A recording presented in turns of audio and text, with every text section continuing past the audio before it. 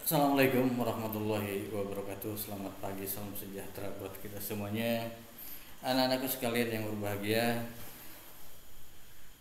hari ini saya akan menyampaikan materi dalam kegiatan MPLS, yaitu materi wawasan Wiyata Mandala. Nah, wawasan Wiyata Mandala ini nanti akan kita kupas bersama-sama. Terlebih dahulu saya memperkenalkan diri. Nama saya Edi Rohaidi.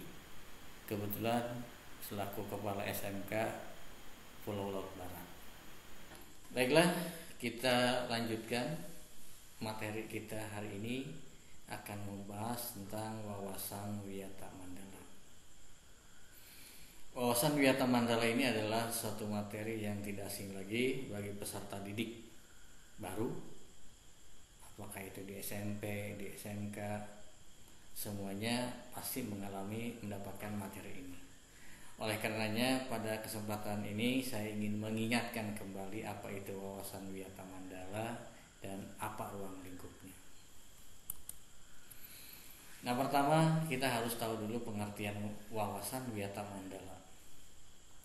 Adalah cara pandang kalangan pendidikan tentang keberadaan sekolah sebagai pengembang tugas dan fungsi sekolah di lingkungan masyarakat.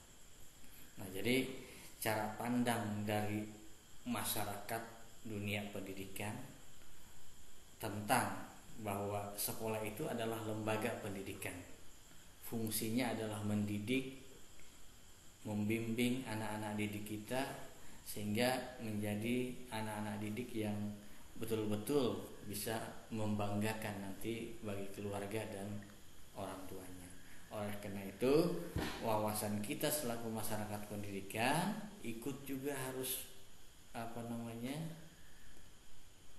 menjaga, melestarikan dan merangkul bahwa lembaga pendidikan itu adalah bagian daripada masyarakat. Sekolah dan fungsinya. Sekolah adalah sebagai tempat penyelenggara proses belajar mengajar untuk menanamkan dan mengembangkan berbagai nilai, baik itu ilmu pengetahuan dan teknologi, keterampilan dan wawasan dalam rangka mencapai tujuan pendidikan nasional. Agar tujuan pendidikan dan fungsi serta tugas sekolah dapat terlaksana dengan baik, maka diperlukan pandangan yang sama dari seluruh warga mengenai sekolah sebagai lembaga pendidikan. Jadi pemikiran masyarakat terhadap sekolah itu adalah sama, bahwa sekolah itu adalah bukan tempat yang lain tetapi adalah untuk dunia pendidikan dalam rangka mencetak pribadi-pribadi, generasi-generasi yang akan datang yang unggul. Nah, kemudian apa saja unsur-unsur wawasan Wiyata Mandala? Itu ada 5. Yang pertama sekolah, yang kedua kepala sekolah, yang ketiga ada guru dan orang tua siswa, yang keempat warga sekolah, yang kelima adalah masyarakat sekitar. Nah, ini nanti kita bahas satu persatu. Pertama kita lihat dari sekolah dulu. Sekolah adalah merupakan lingkungan pendidikan. Kita sudah paham semua itu, bahwa sekolah itu adalah lingkungan pendidikan, bukan tempat selain untuk pendidikan. Yang kedua, kepala sekolah. Yang namanya sekolah itu pasti ada namanya kepala sekolah, yang fungsinya adalah dia mempunyai wewenang dan tanggung jawab penuh atas penyelenggaraan pendidikan dalam lingkungan sekolahnya. Jadi kepala sekolah di sini adalah orang yang paling bertanggung jawab terhadap keberlanjutan pendidikan di sekolah tersebut. Apakah dibawa ke arah yang maju ataupun seperti apa, itu tergantung kepala sekolah dalam memanage bersama guru-guru yang ada di sekolahan tersebut. Yang kedua, guru dan orang tua siswa. antara guru dan orang tua siswa ini harus ada saling pengertian dan kerjasama yang erat untuk mengemban tugas pendidikan. Untuk mendidik anak itu, guru tidak seperti Superman. Guru bukan orang yang sangat hebat. Dia manusia biasa yang mempunyai keterbatasan waktu, keterbatasan tenaga, dan lain sebagainya. Itu semua dimiliki oleh guru. Guru adalah manusia biasa yang tidak sempurna. Nah, oleh karenanya di dalam mendidik anak ini, guru dia bertanggung jawab penuh pada saat si anak itu berada di sekolah. Dari jam pagi masuk sampai pulang itu masih bisa diawasi oleh guru. Tetapi manakala sudah pulang ke rumah, dia ada di rumah, bergaul dengan siapa, berbuat apa misalnya, nah itu guru sudah tidak mempunyai kapasitas untuk terus memantau dan menjaga anak-anak didiknya. Oleh karenanya, peran orang tua di sini sangat penting. Orang tua membantu mengawasi anaknya supaya dia tetap berjalan di atas relnya, tidak belok-belok, supaya terjaga. Oleh karenanya, orang tua juga mempunyai peranan penting di dalam pembentukan karakter anak-anaknya. Selanjutnya adalah warga sekolah. Warga sekolah di dalam maupun di luar sekolah harus senantiasa menjunjung tinggi martabat dan citra guru. Warga sekolah ini adalah bisa siswa, ya, bisa tenaga kependidikan, bisa tenaga keamanan, bisa tenaga kebersihan. Baik dia di dalam sekolah ataupun di luar sekolah, dia harus menjunjung tinggi martabat dan citra guru. Ya, jadi itu sudah melekat, bukan hanya di dalam saja, di luar pun dia harus menjaga martabat citra guru, dan yang penting adalah menjaga nama baik dan citra sekolah. Selanjutnya adalah masyarakat sekitar. Sekolah harus bertumpu pada masyarakat sekitarnya untuk mendukung antar warga. Artinya apa? Antara masyarakat sekitar dengan sekolah itu harus ada semacam komunikasi yang baik, kerjasama yang baik, sehingga akan timbul saling menjaga antara sekolah dengan masyarakat sekitar, saling kepedulian, saling menjaga. Jadi kalau sekolahnya itu misalnya tidak aman, ya harus dibantu untuk mengamankannya, karena sekolah itu bukan miliknya kepala sekolah, bukan miliknya guru, tetapi milik kita semua. Kita berkepentingan untuk membesarkan, untuk memelihara sekolah yang kita cintai bersama-sama. Selanjutnya ada istilah ketahanan sekolah dalam wawasan Wiyata Mandala. Yang pertama, menaati tata tertib sekolah. Yang namanya di sekolah, anak-anakku sekalian, itu ada tata tertib. Tata tertib itu dibuat bukan untuk dilanggar, tetapi sebagai rambu-rambu kalian agar sesuai dengan ketentuan yang berlaku di sekolah. Kalau kalian tidak mau mentaati tata tertib di sekolah, ya mau gimana? Kita ini sekolah berhubungan dengan orang banyak, kalau tidak kita atur sedemikian rupa akan kacau.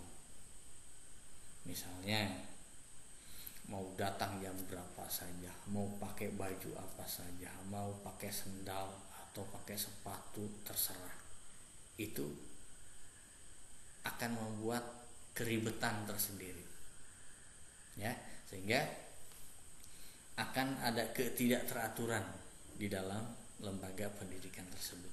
Oleh karenanya ada namanya tata tertib sekolah. Tata tertib sekolah ini dibuat ya dan diketahui oleh orang tua. Jadi orang tua juga mengetahui apa aturan yang ada di sekolahan, termasuk di sini adalah sekolahan SMK Negeri 1 Pulau Laut Barat.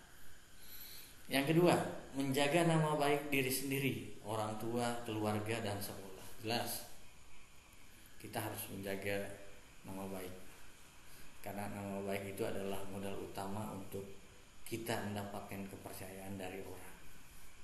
Kalau kepercayaan sudah luntur, tidak dipercaya orang, repot kita. Ya, oleh karenanya harus betul-betul dijaga nama baik diri sendiri, orang tua, keluarga, dan sekolah. Dan kalian sebagai warga sekolah, dalam hal ini peserta didik, wajib untuk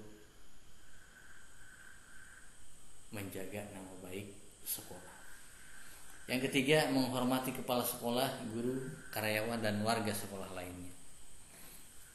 Ya haruslah ya, kita sebagai anak muda, sebagai peserta didik, ya haruslah menghormati yang lebih tua, menghormati yang lebih senior ya. Bukan berarti yang lebih tua itu atau yang lebih senior itu gila hormat, bukan ya. Tetapi ada hal-hal yang harus kita terapkan di dalam diri kita, bahwa harus ada sopan santun. Selain ada istilahnya hard skill, soft skill juga menentukan untuk keberhasilan orang. Oleh karenanya salah satu soft skill itu adalah sikap kita terhadap orang seperti apa, sikap kita terhadap rekan kerja seperti apa, kepada atasan kita seperti apa. Itu menentukan keberhasilan kita di masa yang akan datang. Keempat, belajar keras, teratur, dan terencana. Harus. Kalau kita mempunyai keinginan untuk mencapainya, kita harus belajar keras, harus teratur dan terencana. Harus ada perencanaan yang ada di dalam diri kita untuk mencapai goal yang akan kita tuju. Harus ke sini dulu, setelah ini begini, setelah begini begitu. Nah, jadi ada tahapan-tahapan perencanaannya sehingga goal di depan itu bisa kita capai. Goal itu artinya tujuan, ya, cita-cita, harapan kita ke depan seperti apa. Yang kelima, melaksanakan upacara bendera dengan tertib dan disiplin. Di setiap sekolah, upacara bendera adalah hal yang sudah lumrah dan itu tinggal diikuti saja. Kegiatan upacara itu bukan hanya sekedar baris berbaris atau hormat bendera dan lain sebagainya, tetapi ada nilai-nilai yang betul-betul ditanamkan kepada kita untuk disiplin, saling menghargai waktu, menghargai teman, dan lain sebagainya. Jadi ada soft skill yang diterapkan di dalam aktivitas kita selama di sekolahan.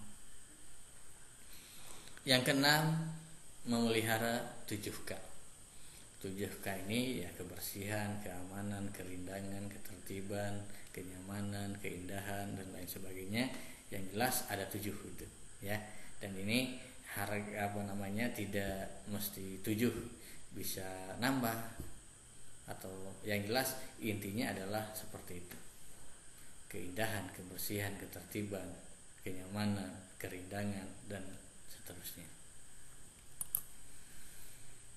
Sekolah sebagai lingkungan pendidikan. Sekolah sebagai tempat siswa belajar dan guru untuk mengajar. Tempat menuntut ilmu, membina dan mengembangkan nilai-nilai agama, iptek, serta berbagai macam keterampilan siswa. Tidak boleh digunakan untuk kegiatan yang bertentangan dengan tujuan pendidikan. Jadi sekolah itu murni untuk pendidikan. Tidak boleh digunakan untuk ajang kampanye. Tidak boleh digunakan untuk ajang konser musik misalnya yang sifatnya komersial. Nah, itu tidak boleh. Ya, jadi murni untuk pembelajaran. Terakhir adalah agar tujuan pendidikan dan fungsi serta tugas sekolah dapat terlaksana dengan baik, maka diperlukan pandangan yang sama dari seluruh warga mengenai sekolah sebagai lembaga pendidikan.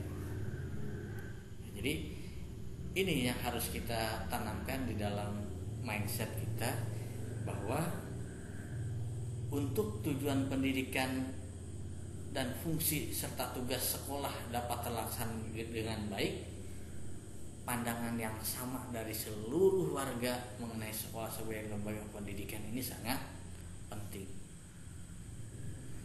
Sekolah tidak dianggap tempat yang bisa digunakan apa saja. Sekolah hanya bangunan seperti bangunan-bangunan lainnya, tidak seperti itu. Tetapi sekolah itu adalah lembaga pendidikan yang digunakan untuk mencerdaskan generasi-generasi akan datang.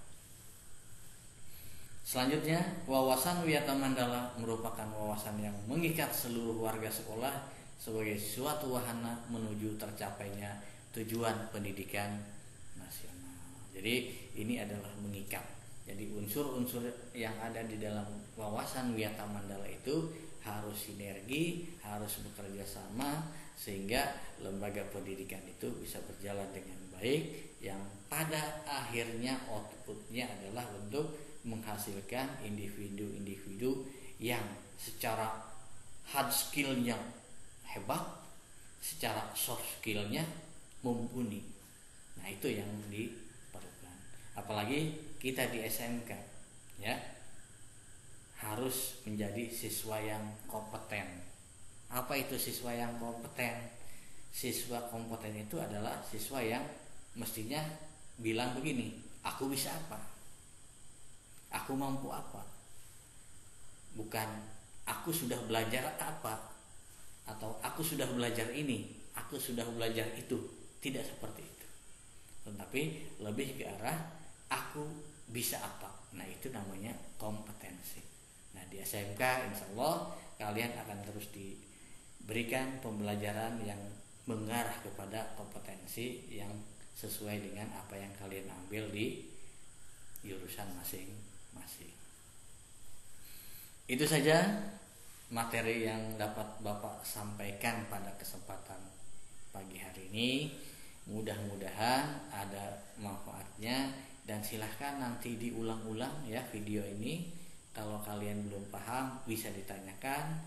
Kemudian ada tugas mandiri yang saya berikan kepada kalian. Tugasnya adalah menuliskan jawaban di kertas lembar, lalu difoto dan dikirimkan ke WA grup ya. Pertama, jelaskan pengertian wawasan Wiyata Mandala. Yang kedua, tuliskan 5 unsur wawasan Wiyata Mandala. Sangat mudah sekali. Itu kalau kalian memperhatikan tadi langsung bisa menjawab. Baiklah, itu saja yang dapat saya sampaikan pada pagi hari ini. Mohon maaf kalau ada hal-hal yang kurang berkenan. Mudah-mudahan apa yang saya sampaikan memberikan manfaat yang sebesar-besarnya buat kita semuanya. Dan saya selalu mengatakan bahwa harus merubah mindset kita menjadi orang yang bisa cepat bereaksi, bisa cepat beradaptasi dengan perubahan-perubahan yang terjadi di dunia ini. Sekarang arahnya pembelajaran, pengajaran itu dilakukan secara penggunaan teknologi. Oleh karenanya kalian pun tidak boleh ketinggalan yang kaitannya dengan teknologi. Terus belajar, terus bertanya, dan terus mencoba.